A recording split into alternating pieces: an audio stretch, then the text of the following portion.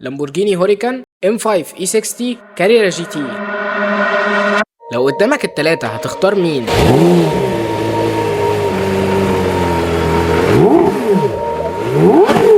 التلات وحوش دول رغم اختلافهم الرهيب عن بعض إلا إن عدد السلندرات في محركاتهم هي الحاجة الوحيدة اللي بتجمعهم. كل واحدة فيهم ليها طابع وذوق خاص بيها، فتعالى نتعرف عليهم مع بعض، وأهم حاجة هنشوف القلب النابض بتاع كل واحدة فيهم. دي الحلقة التانية من سلسلة أجمد مواتير V10 نزلت في آخر كام سنة، فما تنساش تعمل سبسكرايب عشان تبقى واحد من عيلة تورك زون. ويلا بينا نخش في الموضوع على طول. محتار ابدا بمين ولا مين، بس خلينا ناخد معشوقة البيماويه الاول. BMW M5 E60 عربيه مختلفه تماما عن اي M5 في تاريخ الشركه كله. نزلت في الفتره الذهبيه للشركه في 2005، وكانت بتحاول تثبت الDNA بتاعها وتقول للناس انا من عيله BMW والله، بس موتورها كان دايما بيفضحها. اول ظهور ليها كان في 2004، وكانت نقله جامده جدا في لغه تصميم الM5 مقارنه بالاجيال اللي قبلها، بس اكيد مش هو ده اكتر حاجه مميزه فيها. موتور S85 اللي جنن العالم كله، V10 تنفس طبيعي بيطلع 500 حصان و520 نيوتن متر، وريد لاين عند 8250 RPM. انت متخيل صوتها عامل ازاي؟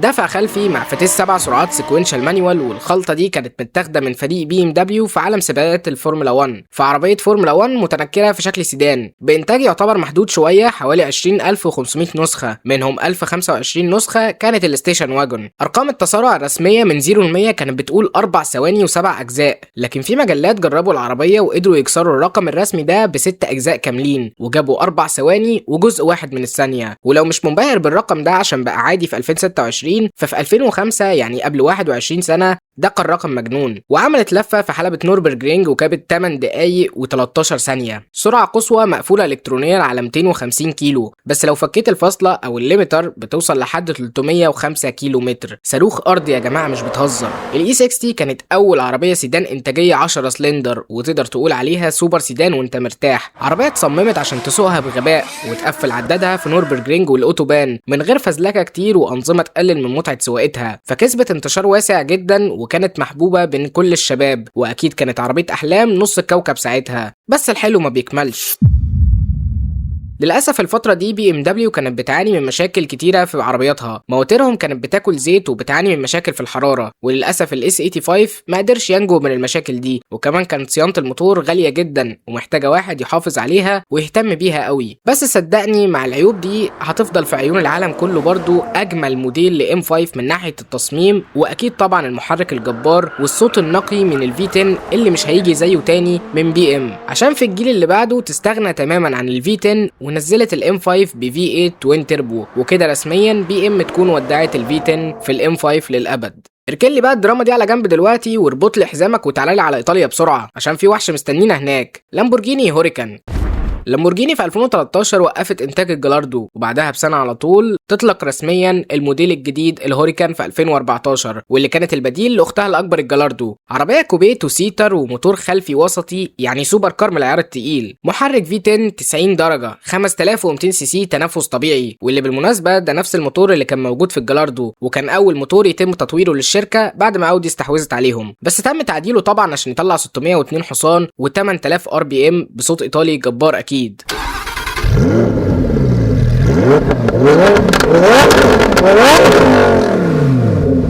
من 0 ل 100 في 3 ثواني وجزء من الثانية، وسرعة قصوى 325 كيلو. فتيس دول كلاتش 7 سرعات ودفع رباعي مع وزن خفيف 1553 كيلو يخلي العربية دي تاكل الأسفلت. في 2016 نزلت النسخة السبايدر أو الكشف، وكانت تقريبا نفس كل حاجة، لكن في نسخة تانية نزلت ودي كانت مختلفة شوية لأنهم نزلوها دفع خلفي، بس طبعا عملوا تيون يقلل من قوة الموتور شوية، خلوه يطلع 572 حصان، يعني أضعف ب 30 حصان من النسخة الأساسية الدفع الرباعي بحجة الأمان وكده. بس بصراحه انت هتاخد متعه الخلفي والزحلقه اللي انت عايزها. واول نسخه بيرفورمانتي للهوريكان جت في 2017 اللي خلتها تكون عربيه تراك اكتر، تحسينات في السسبنشن وقطع كربون في كل حته لتخفيف الوزن، واللي نقص فعلا من وزنها 40 كيلو، وجناح عملاق من الكربون فايبر عشان يزود الداون فورس. وكتحسينات اداء فالموتور اتعمل له تيون عشان يطلع 631 حصان و600 نيوتن متر، وفعلا البيرفورمانتي كانت اسرع من النسخه العاديه وجابت من 0 ل 100 في ثانيتين و9 اجزاء. تحديثات منتصف العمر او الفيس ليفت حصلت في 2019، شويه تحسينات في شكل العربيه من بره اللي خلاها اشرس من الموديل اللي قبله، والعربيه كمان اتغير اسمها لهوريكين ايفو. الشكل والاسم الجديد ما كانوش اكبر تغيير يحصل، التغيير الحقيقي انهم استخدموا نفس تيون الموتور اللي كان بينزل على البرفورمانتي وحطوه هنا في النسخه الاساسيه عشان تبقى 631 حصان، مع اكزوست مصنوع من التيتانيوم ورير ويل ستيرنج عشان يساعد في التحكم والثبات.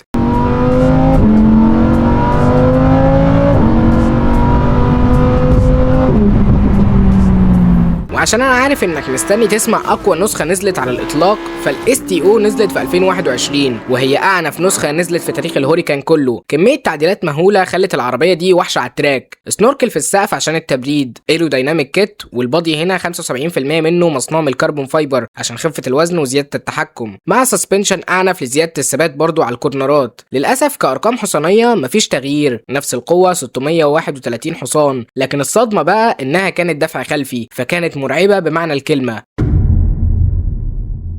بعد الاس تي او بقى الشركه كانت جابت خلاص اخرها في التعديلات، فقعدت تنزل موديلات ملهاش لازمه بصراحه زي التكنيكا والاستراتو اللي كانت نسخه اوف رود، فيعني بصراحه حاجه قمه العبث، عشان في 2024 تقرر لامبورجيني انها تنقل الهوريكان للتقاعد وتسلم بعدها رايه الانطلاق للتيميراريو. لامبورجيني هوريكان هي رحله 10 سنين من انتاج المتعه الايطاليه ونبره صريخ محركات الفي 10 على الطريق. طولنا قوي في ايطاليا، تعالى بقى ناخد الحلقه ورا شويه ونرجع تاني لالمانيا، بس المره دي هنشوف بورش لما قررت تعمل واحده من اروع العربيات في التاريخ، وفي نفس الوقت ليها قصه محزنه لكل اللي بيحبوا العربيات. بورش كاريرا جي تي.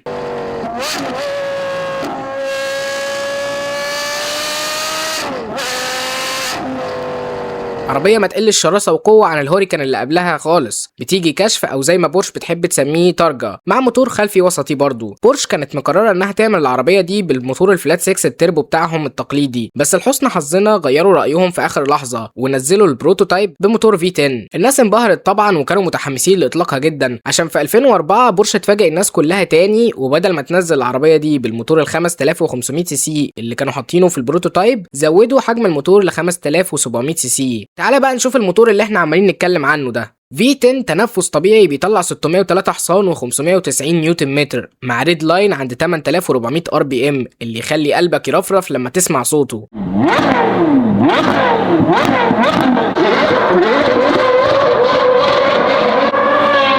العربية بتيجي دفع خلفي مع جير بوكس مانيوال من 6 سرعات، حاجة يعني قمة المتعة والجنان. وزن العربية 1380 كيلو، يعني ريشة حرفيا، واللي بيخليها تجيب من 0 ل 100 في 3 ثواني و6 أجزاء، مع توب سبيد 334 كيلو. وأكيد الكاريرا جي تي كانت واحدة من العربيات اللي خدت لقب صناعة الأرامل، ما كانش فيها أنظمة أمان كفاية وكانت محتاجة سواق محترف عشان يقدر يلجم الوحش بال 600 حصان بتوعه، فكانت سواقتها معتمدة على حرفنتك مش كمبيوترات.